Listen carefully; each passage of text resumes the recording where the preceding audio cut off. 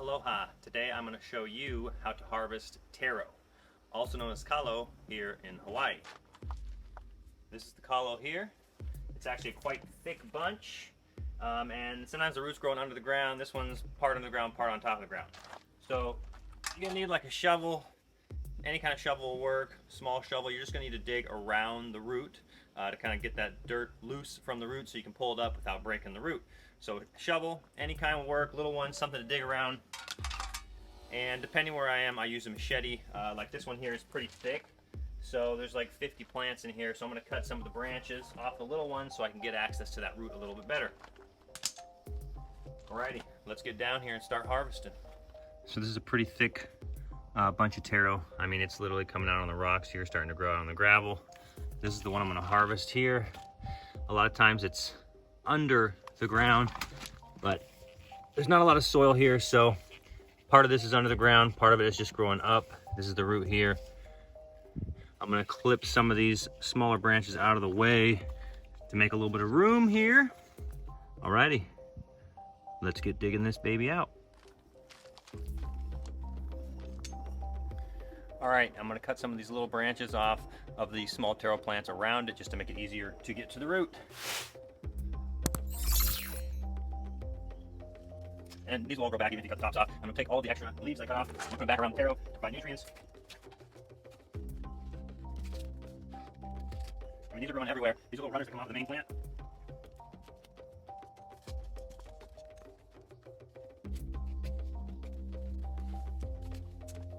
It's pretty thick in here. I'm going to take the shovel and start prying around the root. Kind of get down below it. Try not to cut the root.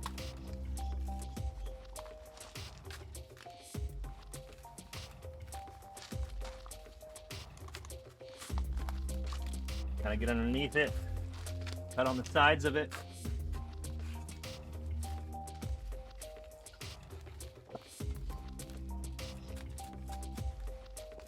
Once you get it cut on the sides and it feels pretty loose, you should be able to pull it out just like that. So, not a bad little root. I haven't really been fertilizing these that much, so I'm just gonna find taro everywhere. Already got roots coming out the side.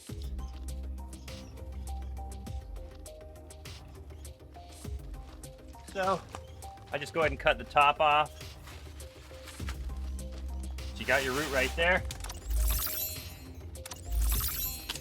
I'll cut all of this, kind of put it back where the other one was so we can start feeding all these younger ones. You really don't want it this thick. I could take most of these out of here and spread them around the property in other places because it's hard for them to get nice big roots when they're this close together. But you can easily just grab one of these, boom, go and plant this somewhere else on your property. I mean, there's like 50 of them plus in here, so you can really spread this taro around quickly. I think I only put 2 or 3 taro plants here originally, you know, maybe a year ago, and now there's like 50. So again, take all the leftover stuff, put it back where you took the taro out, so they can break down and feed the rest of the taro plants. And then this one here, you can even cut this top off. I like to do it about a 1/2 inch to 1 inch of the root left, and you can see there's already roots on it, and you can plant this top, and that will also make another taro. So I'm gonna do a video on how to grow taro. I'll show you all that stuff in the other video. So let me wash this off real quick.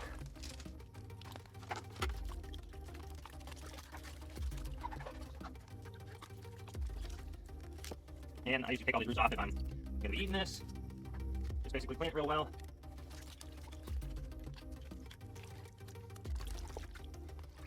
Alrighty, there you got it.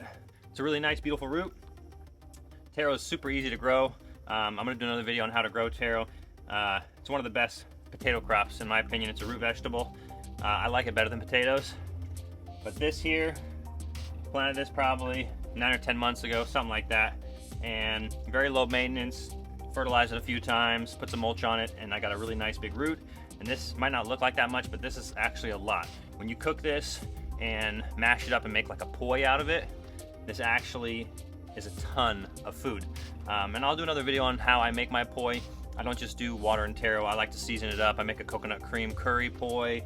I also have like a really savory one I make with bone broth and seasoning. That's really good. So there you have it.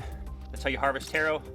You just want to, this one was actually about this far under the ground, so it wasn't too much under the ground. It was actually quite easy to harvest, but sometimes they're under the ground all the way. You're just going to want to dig around the root, get all the dirt loosened, and then wiggle it around, and then once you feel like it's pretty loose, just go ahead and pop that up, and it'll come right out of the ground. And you can put this on your countertop for quite a while. You know, it can sit on the countertop for a week or so, and it'll start drying out, but it'll still be good to eat. Alrighty, there you have it, how to harvest taro. Thanks for watching. I'll see you in the next one. Aloha.